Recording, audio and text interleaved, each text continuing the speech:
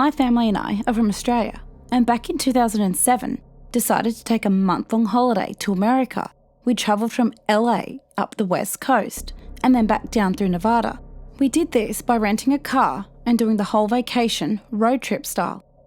One night, we were travelling towards Lompoc and stopped in Santa Barbara for the night to sleep. We drove around a while looking for a decently priced motel that wasn't to bring your own UV light, if you know what I mean. My mum and dad found a place that looked okay and went inside to inquire about the price of a room for the night, while my sister and I stayed in the car and listened to music on our iPods. We were bopping along to the Frey album I had bought that day when my sister removed her headphones and said, "Oi, look at Mum. What is she doing?" I look up out the window and I can see into the reception of the motel and see my dad talking to the manager and my mum displaying very cold and odd body language. She's usually very friendly with staff everywhere, so this was odd for her. "What's wrong with her?" I said to my sister, as we kept a close eye on them. My mum was standing behind my dad with her arms crossed and looking around the place as if she was on guard for something, as if her hyper-vigilant senses had kicked in. After some time, Mum and Dad get back in the car and discuss what to do about staying the night. My dad stated we wouldn't find anywhere cheaper for the night and that he was hungry and ready for dinner. So we better just stay here. Plus, it was the last room available, so we would have to make a quick decision. To his dismay, my mum disagreed. "Nah, I don't like this place. I have a bad feeling." My dad argued on, getting more and more irritated that my mum couldn't explain what she didn't like about the place, until my mum finally snaps and yells over my dad saying, "We are not staying here." "Bloody hell, fine," my dad said as he starts the car and backs out of the motel driveway. At this point, my sister and I are looking at each other like, what the fuck just happened? But we stay quiet as Mum seems on edge. Anyway, we end up finding a place to stay that Mum approved of and bunkered down for the night. In the morning, we're all bustling around the motel room getting ready for the day when my dad turns up the TV to hear a news story about a shooting at the motel my mum didn't want to stay at. It turns out about 15 minutes after we left, a couple walked in and booked that last room, and the man that was behind them shot them because they took the last room. We all turned to look at my mum, who is standing there wide-eyed, watching in horror. "I told you I had a bad feeling about that place," she said to my dad, who was just pretending that he couldn't hear her. Moral of this story is always trust your gut. Or better yet, your mum's gut.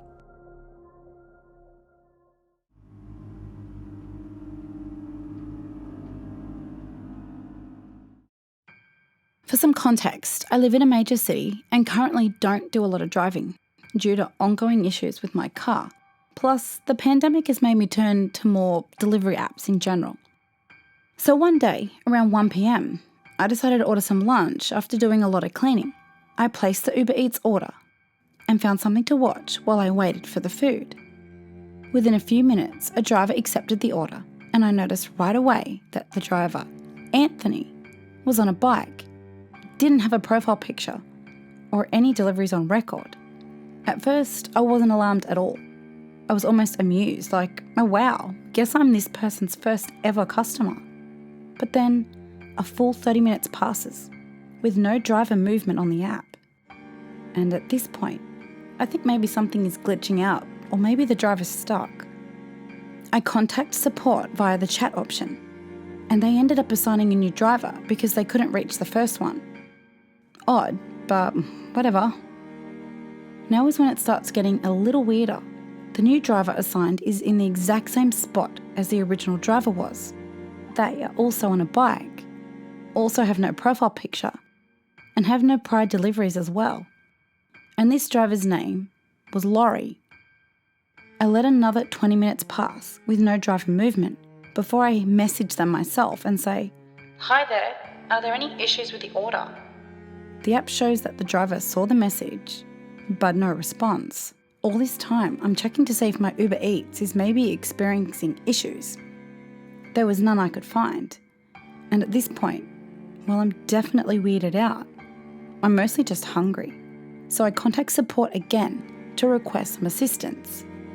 They reassign the driver again and apologise for the inconvenience. Same deal. They also tried to contact the driver with no response. Finally, the third driver assigned is the exact same scenario. Same spot, on a bike, no profile picture, and no prior deliveries. Only this time, the name is Robert. And before I can react and go about cancelling the order at this point, because I'm just tired of dealing with this, he suddenly has my food and immediately messages me the following. "Hello, have your food, what's your phone number?" And I respond right away with, "I'm not super comfortable giving my phone number out when you can just message me here." And he responded again with, "What's your number? Be there in 10. How old are you?" And at this point, the alarm bells are going off. And I contact support immediately to have the order cancelled and get further assistance.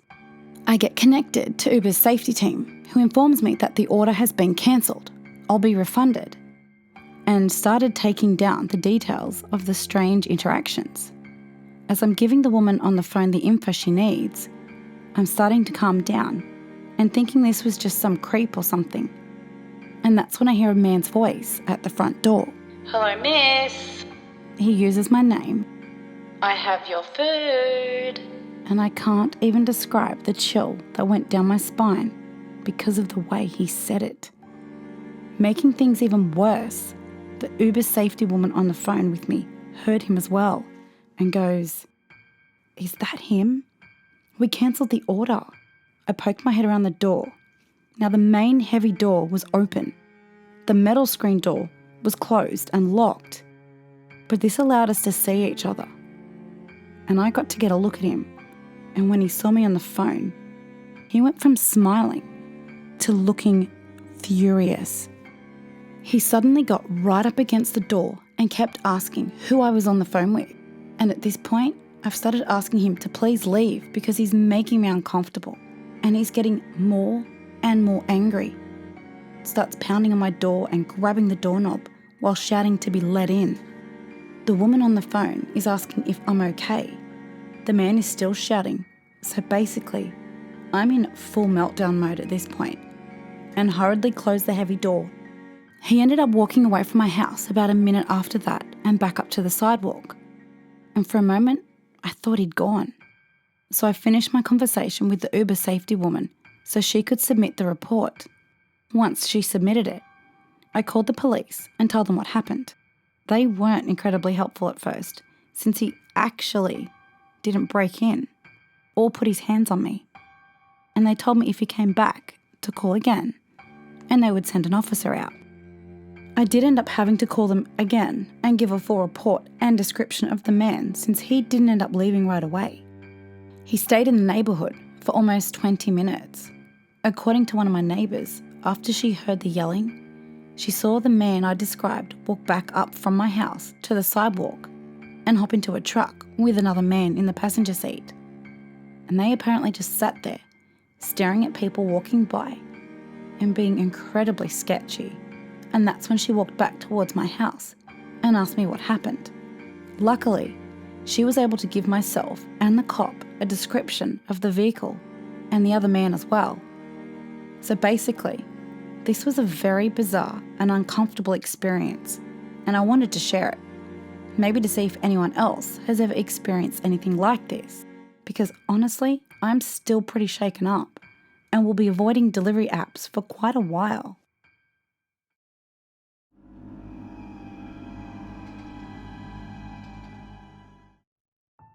My family and I had a caravan in a holiday park in New South Wales, Australia. We would go there every school holidays, and there was many kids I used to run around and play with. I have fond memories of this place, where I learned to ride a bike, had my first kiss, but other memories are not as good, and now leave me with that egg flip feeling in my stomach.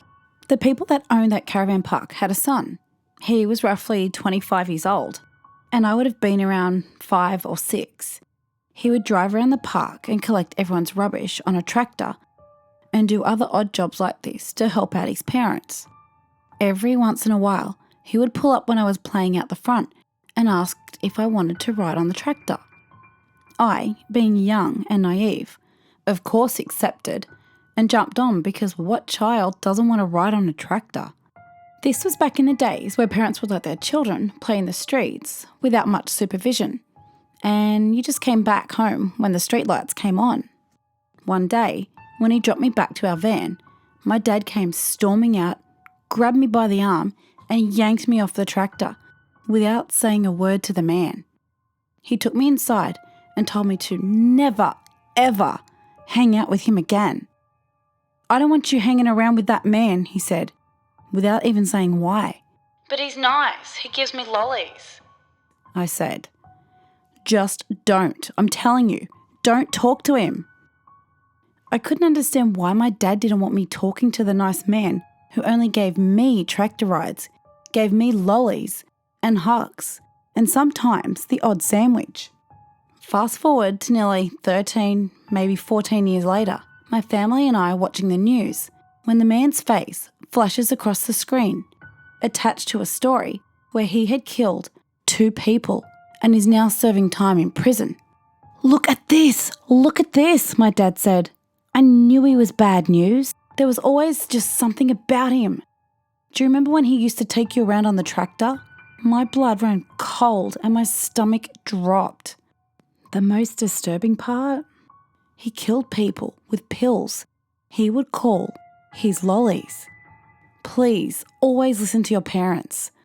I would have been dead by now if it wasn't for them.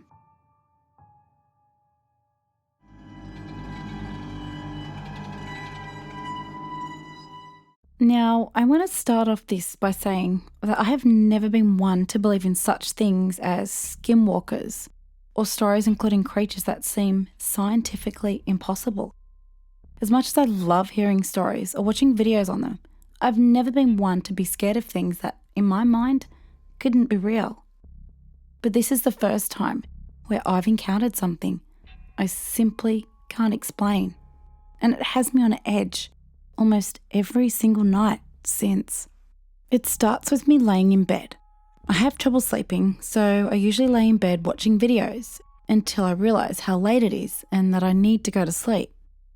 So I'm laying there, looking on my phone, and I found myself going deeper and deeper into a rabbit hole of skinwalker story videos. I must have watched them for like 2 or 3 hours, until I would say it was maybe 3 or 4 in the morning. I started getting this very uneasy and anxious feeling about my own room, which is something I've never felt before, as if something was there or near that gave me such a sudden feeling.